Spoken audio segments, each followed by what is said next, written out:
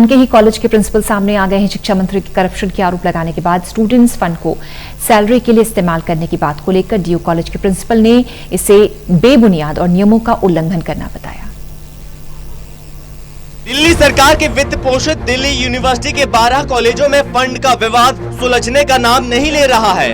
लगातार दिल्ली सरकार और शिक्षक इस मुद्दे को लेकर आमने सामने हैं। तो वहीं मनीष सिसोदिया के कॉलेज पर अवैध तरीके से धन को फिक्स डिपॉजिट में जमा रखने का आरोप लगाया। अब इन कॉलेजों के प्रिंसिपल ने आर पार की लड़ाई छेड़ दी और मनीष सिसोदिया के आरोपों को बेबुनियाद बताया। उप मुख्यमंत्री जी ने दिल्ली सरकार के द्वारा फुल्ली फंडेड कॉलेजेस में स्पेशल ऑडिट के द्वारा घपले के पता चलने के आरोप लगाए हैं, जो कि सरासर निराधार और बेबुनियाद है। इन सभी कॉलेजेस के अंदर 3 तरह के ऑडिट हर साल होते हैं। स्टैट्यूटरी ऑडिट, अल्फा ऑडिट जो कि दिल्ली सरकार कराती है, और कैग ऑडिट दैट इज एजीसीआर का ऑडिट। ये तीनों ऑडिट हर साल कॉलेजेस के अंदर किए जाते हैं और पिछले लगभग 30 साल के कॉलेज के इतिहास में आज तक कभी भी इन किसी भी ऑडिट में कोई भी इरेगुलरिटी सामने नहीं आई है। कॉलेज अपने सारे फंक्शंस, कॉलेज अपने सारे फाइनेंशियल अफेयर्स दिल्ली यूनिवर्सिटी के एक्ट, स्टैट्यूट, ऑर्डिनेंसेस और वेरियस रूल्स जो कि दिल्ली यूनिवर्सिटी बनाती है तथा भारत सरकार का जीएफआर के हिसाब से इन सारे फाइनेंशियल अफेयर्स को मेंटेन करती है।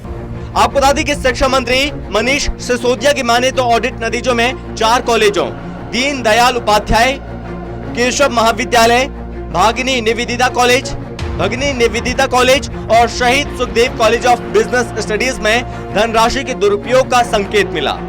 तो वहीं दूसरी तरफ शिक्षा मंत्री शिक्षकों को सैलरी देने के लिए छात्र फंड के इस्तेमाल की बात कर रहे हैं, जिसे कॉलेज पूरी तरह से नकार रहे हैं और साफ किया कि छात्र फंड किसी और काम के लिए इस्तेमाल करना नियमों का उल्लंघन होगा।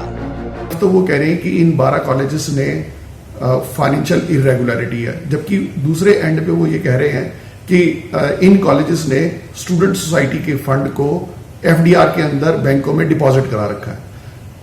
करप्शन तो तब होता है जब एफडीआर को ब्रेक करके और उस मनी को साइफन पर्सनल गेन के लिए किया जाए। ये तो एक नए तरीके का करप्शन चार्जेस जो है मनीष सिसोदिया जी ने इजाद किया है, जिसके माध्यम से वो ये कहना चाह रहे हैं कि करप्शन जो है वो कॉलेज के स्टूडेंट सोसाइटी फंड को बैंकों में सुरक्षित डिपॉजिट करा के रख के और किया जा रहा है। ये हमारी समझ से परे। उन्होंने ये भी मुद्दा उठाया कि सैलरी जो है वो स्टूडेंट सोसाइटी फंड से पे की जाए। ये स्टूडेंट सोसाइटी फंड जो है वो स्टूडेंट्स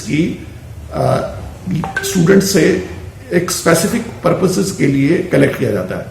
अगर जो हमने student society fund students activity के लिए कलेक्ट किया है तो उस पैसे से हम केवल स्टूडेंट्स एक्टिविटी ही करा सकते हैं, किसी और पर्पस के लिए इस पैसे का इस्तेमाल नहीं किया जा सकता। अगर जो हम करते हैं तो ये स्टूडेंट्स से जब हम पैसा कलेक्ट करते हैं उनके साथ जो अंडरस्टैंडिंग होती है उसका वायलेशन है। तो बहरहाल इस मामले को लेकर दिल्ली सरकार और दिल्ली सरकार के 12 कॉलेज आमने सामने आ गए हैं। कॉलेज अभी भी अपने बकाया 120 करोड़ की मांग दिल्ली सरकार से कर रहे हैं। दिल्ली से टोटल न्यूज के लिए पूजा राठौर शर्मा की रिपोर्ट।